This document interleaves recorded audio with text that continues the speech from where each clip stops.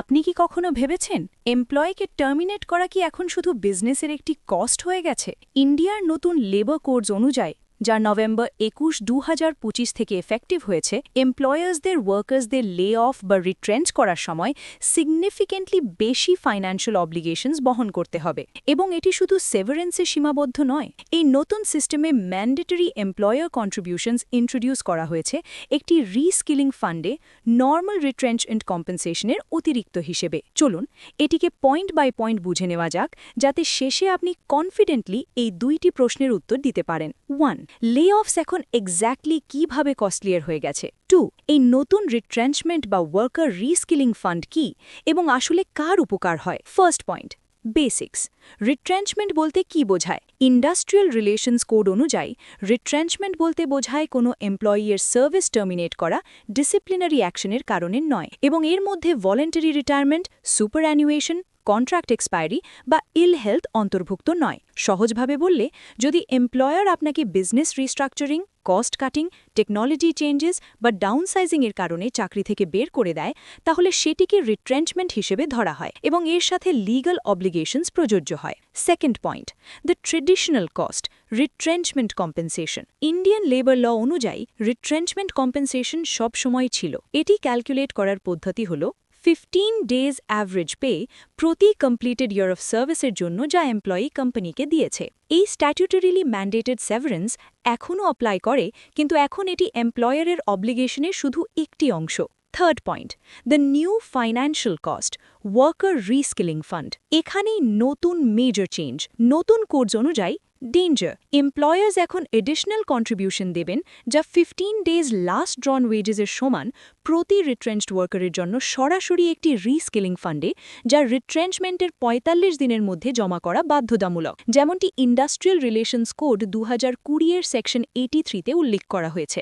এই payment standard retrenchment compensation থেকে সম্পূর্ণ আলাদা, এবং এটিকে রিপ্লেস, রিডিউস বা পার্ট হিসেবে ধরা যাবে না। অর্থাৎ টাকা ওল্ড ল শুধুমাত্র সেভারেন্স পে, নিউ ল সেভারেন্স প্লাস রিস্কিলিং কন্ট্রিবিউশন। এরকমটি কেন? কারণ সরকার মনে করে এমপ্লয়িজদের শুধু ওয়ান টাইম পে আউট দিয়ে সাপোর্ট করা যথেষ্ট নয়, তাদের রিট্রেন করা, আপস্কেল এবং নতুন চাকরি পাওয়ার জন্য রিসোর্সেস দরকার। ফোর্থ পয়েন্ট, এর প্রভাব কার ওপর পড়বে এবং এমপ্লয়ার্সদের কত খরচ হবে? এই নতুন রিট্রেঞ্চমেন্ট কস্টস বেশ সিগনিফিক্যান্ট, বিশেষ করে বড় লে অফসের ক্ষেত্রে। টাকা এমপ্লয়ারকে দিতে হবে standard retrenchment compensation 15 days wages per year of service, যা এমপ্লয়ি কোম্পানিকে দিয়েছে।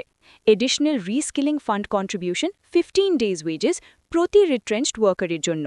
এটার মানে এমপ্লয়ার কার্যত 30 days wages per year of service খরচ করবেন প্রতি ওয়ার্কারের জন্য, এবং রিস্কিলিং ফান্ড আলাদা অ্যাকাউন্টে যাবে ট্রেনিং সাপোর্টের জন্য। এটি এমপ্লয়ার্সদের জন্য মেজর ফাইন্যান্সিয়াল বার্ডেন হতে পারে, বিশেষ করে যদি কোনো কোম্পানি বড় ডাউনসাইজিং পরিকল্পনা করে, যেমন টেক, ম্যানুফ্যাকচারিং বা সার্ভিসেস সেক্টরসে, যেখানে লে অফ সাধারণত ব্যাচে হয়। ফিফথ পয়েন্ট, এটি কেন গুরুত্বপূর্ণ? এখন এমপ্লয়ার্সদের খরচে সোশ্যাল সেফটি নেট সাপোর্টও অন্তর্ভুক্ত। আগে এমপ্লয়ার্সদের শুধু স্ট্যাটিউটারি সেভারেন্স দিতে হতো, এখন তাদের ফর্মার এমপ্লয়িজদের ফিউচার এমপ্লয়াবিলিটিতেও ইনভেস্ট করতে হবে। এভাবে ভাবুন, ওল্ড সিস্টেম গুড বাই, এখানে আপনার pay out. New system good bye, এখানে আপনার পে আউট প্লাস আপনার পরবর্তী সুযোগে একটি ইনভেস্টমেন্ট। এবং হ্যাঁ, লিগ্যালি এটি অপশনাল নয়, এটি ৪৫ দিনের মধ্যে পে করা বাধ্যতামূলক। এমপ্লয়ার্সদের জন্য এর মানে হলো রিট্রেঞ্চমেন্ট আর শুধু কুইক কস্ট নয়, এটি এখন একটি structured multi part legal expense, যা ওয়ার্কার্সদের প্রোটেক্ট করার জন্য এবং জব লস থেকে রি-এমপ্লয়মেন্টের ট্রানজিশন সহজ করার জন্য তৈরি করা হয়েছে।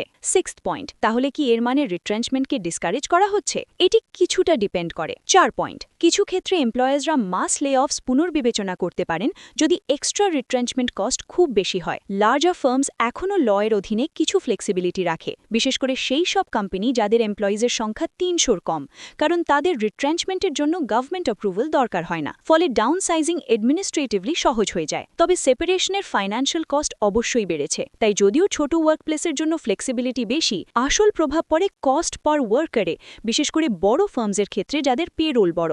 সেভেন্থ পয়েন্ট, এখন এমপ্লয়িজদের এতে কি আছে? এই রিফর্ম কিছু বার্ডেন এমপ্লয়িজদের দিকে শিফট করে এবং এমপ্লয়িজদের জন্য নতুন কিছু নিয়ে আসে।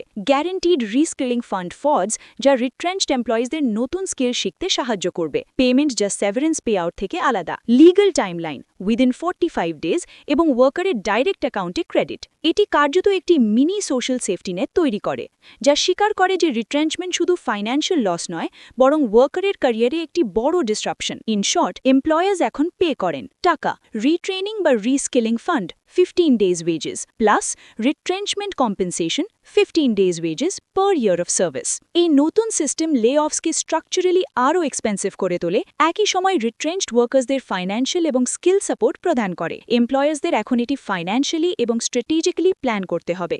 লে-অফস আর শুধু হেড কাউন্ট ডিসিশন নয়, legal clarity plus financial obligation equal to ওয়ার্কার্সদের জন্য সেফার সেফটি নেট এবং এমপ্লয়ার্সদের জন্য কস্ট রিয়ালাইন সিস্টেম। এই ভিডিওর জন্য আজ এতটুকুই। যদি এই ভিডিও আপনাকে বুঝতে সাহায্য করে যে ইন্ডিয়ার নতুন লেবার কোডসের অধীনে লে-অফস এবং রিট্রেঞ্চমেন্ট কস্টস কিভাবে পরিবর্তিত হচ্ছে, তাহলে লাইক, শেয়ার, কমেন্ট এবং সাবস্ক্রাইব করতে ভুলবেন না, যাতে আপনি এরকম আরও নতুন নতুন আপডেটস পেতে থাকেন।